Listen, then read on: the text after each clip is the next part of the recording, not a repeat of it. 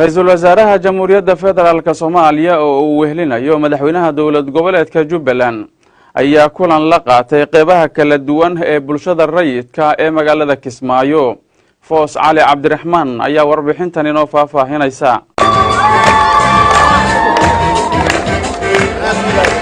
kulankan oo Ra'iisul Wasaare Xasan Cali Khayre la qaatay qeybaha kala duwan ee bulshada ayaa waxa goobjoog ka ahaa inta badan golaha wasiirada federaalka Soomaaliya wuxuuna ahaa kulan soo dhaweyn ah oo ay bulshada magaalada Kismaayo ku soo dhaweynayeen golaha wasiirada Soomaaliya oo maanta shirkoodii toddobaadlaha ahaa ka qabsoomay magaalada Kismaayo. waxa ugu horeyn shirka ka hadlay afhayeenka salaadiinta Jubbaland Ugaas Cumar Xiire isagoona ku dheeraaday ka hadalka muhiimadda ay leedahay in la garab istaago dawladda. Ra'iisul Wasaaraha waxaan leeyahay soo dhawow qalbi furan ku soo dhawow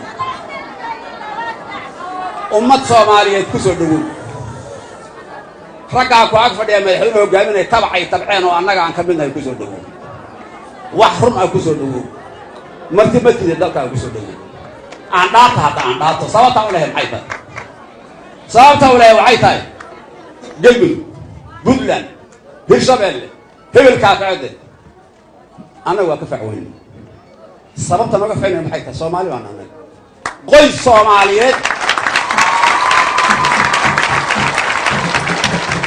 oo halka deganay oo caawa aan ku iimaanaynin haddii la helo waa wuxuu sameeyay inuu noo sheegin anay ma garanayna ma hayno. waxaa isna dhankiisa madasha ka hadlay wasiirka wasaaradda arrimaha gudaha ee Jubbaland Maxamed Warsame Darawiish oo sheegay in reer Jubbaland ay ku faraxsan yihiin imaashaha golaha wasiirada Soomaaliya. awalan waxaan leenahay aad baan kaaga mahad celinaynaa fursadda qaaliga ah Jubbaland ee aan taariikhiga ah ee ra'iisul wasaare xukuumaddiisii wata state ugu horeeyay inaan noqono Soomaaliya inay noqoto markii ugu horeysay aad baan kaaga mahad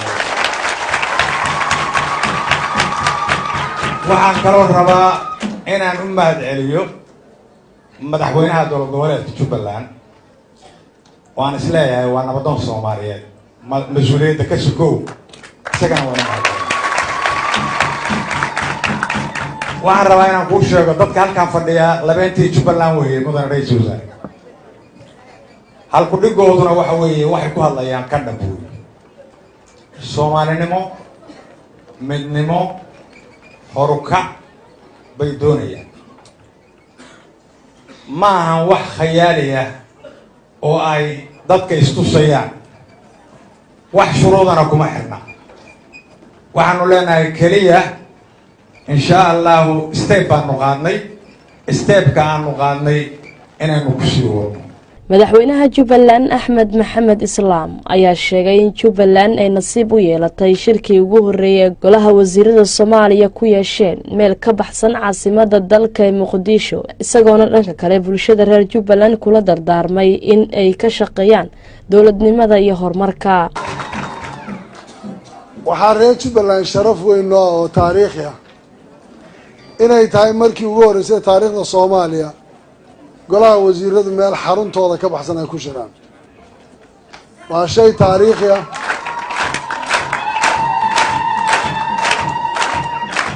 natiijada ay ka tegaysana waxaa ka mid ah oo maanta ay idiin muujinaysaa ra'iisul wasaaruhuna inuu yahay ra'iisul wasaarihii Soomaaliya oo markii hore malaha xamar inaad ku tuumayseen oo lahayn dowlad xamar bay ka jirtaa malaha dowlad goboleed u malaynayseen iyo golihiisii wasiirada shirkan maanta halkan ku qabtay iyaguna inay aad u sii garanayaan inay waddankoo dhan u yihiin dawlad oo maanta iyagu annaguna aan iyaga hoos tegayno arrintaasi waa guul taariikhi ah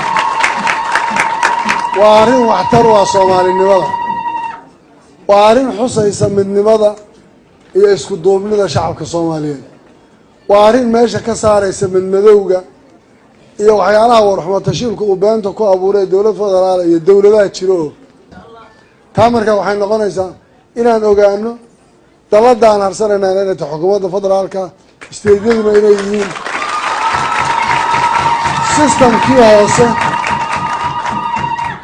systemkii hoose ee dowladdu ay ka hoos shaqaynaysaa la isugu xidhnaa inay tahay taasaa macnaheedu ay keenaysaa. waxay noqonaysaa maanta waan hubaa golaha wasiirada iyo ra-iisul wasaaraha hogaaminaya shirka maanta halkan ku yeeshay wax badan inay ka garan karaan ama uu uga fiican yahay shirka halkaan uu ka qabteen kii kuraastooda caadiga ay fadhiisan jireenoo ay dareemayaan mas-uuliyad badan oo markii hore laga yaabo in laga mashquulinayo maanta indhaha u kala qaadaya. taasaan aada u garanaya.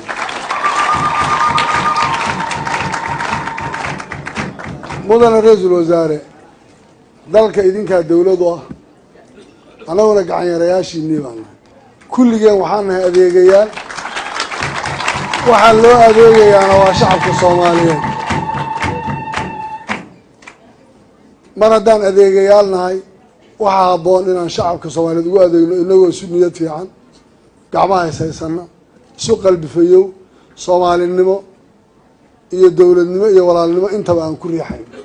ra-iisul wasaare xasan cali khayre oo kulanka soo xiray ayaa si weyn u ammaanay horumarka iyo wanaagga ka jira Jubbaland.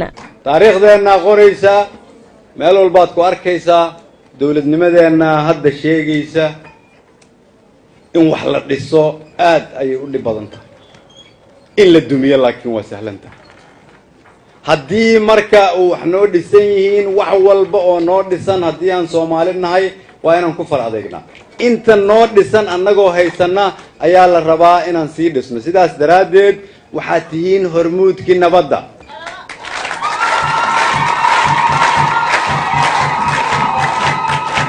haddii qof idinka mida uu aaminsan yahay madaxweyne Axmed Madoobe iyo ra-iisul wasaare iyo madaxweyne Farmaajo iyo wasiiro ayaa Soomaaliya nabad keligood ka dhigi kara, isu keeni kara, waa idinka khaldan tahay. Soomaalinimadu waxay soo noqonaysaa marka idinku aad tirahdaan annagaad noo shaqaysaan, Soomaalinimaan rabnaa. shaqadiina kuma qanacsanin, halkan ka leexiya. dariiq sax ah ayaad ku wadaan, ku sii socda. waan idin daawanaynaa, ma yeelayno inaad qarankeena meel ka leexisaan. maantay way ka dhowdahay maalmihii hore. maantoon kulligeen gacmaha is haysano. maantoo dowlad goboleedyadii iyo dowladda federaalka golihii wasiirada Kismaayo joogay maanta iyo golihii wasiirada xukuumadda federaalka ay xabad u shiraayeen. maantoo baarlamaankii Soomaaliyeed iyo madaxdii Soomaaliyeed kulligood ay diyaar u yihiin in dalka isbedel laga sameeyo. maantoo adduunyadii fahamtay inay Soomaalidu indhaheeda furtay, inaan u jeedno waxaan u jeedi jirin, inaan hiigsanayno waxaan hiigsan jirin, inaan aragno Soomaalidii aan ahaan jirnay. maantay noogu dhowdahay. waxaan idinka codsanayaa inaad kulligeen intaad istaagtaan, gacmaha isqabsataan, ummadda Soomaaliyeed aad u hiilisaan. annagana madax ma ahaan karno haddaadan idinku noo hiilina. dal ma dhisi karno haddaadan nala dhisina. waxaan mar labaad idiin sheegayaa, dowladda federaalka idinkaa iskale, idinkay idiin adeegtaa, idinkay idin matashaan. ma aha inaad ka fikirtaan ama ka walwashaan inay idinku xadgudbayso. ra-iisul wasaare inaan xamar ka ahaado ra-iisul wasaare iga dhigi mayso. haddii shacabka jooga Kismaayo oo ah dad Soomaaliyeed aan ra-iisul wasaare u ahayn, xaafada xamar keligooda qofna ra-iisul wasaare uma noqon karo. madaxweyne Axmedna xaafada Kismaayo ah kuma filno. wayna deeq weysay qabiilkii, wayna deeq weysay gobolkii. waxaan samaynay dowlad goboleedyo, waa muhiim. federaal ayaan qaadanay, waa muhiim. inta Soomaali 100% ay isku qancayso inaan u marno dariiq walba isku qancayso. dowlad goboleedyaa la kala yahay, laakiin waan idin bishaareynaya. waxaan idinkugu bishaareynayaa qalbiyada ummadda Soomaaliyeed weligood xuduud ma kala yeelan, mana kala yeelan doonaan. qalbiga dadka Soomaaliyeed xuduud looma samayn karo. weligeen Soomaali baan isku haanaynaa. wax walba waa la bedeli karaa. Soomaalinimadu way joogaysaa. waa dad baa nooga dambayn doona. Foos Cali Cabdiraxmaan, TV-ga Jubbaland, Kismaayo.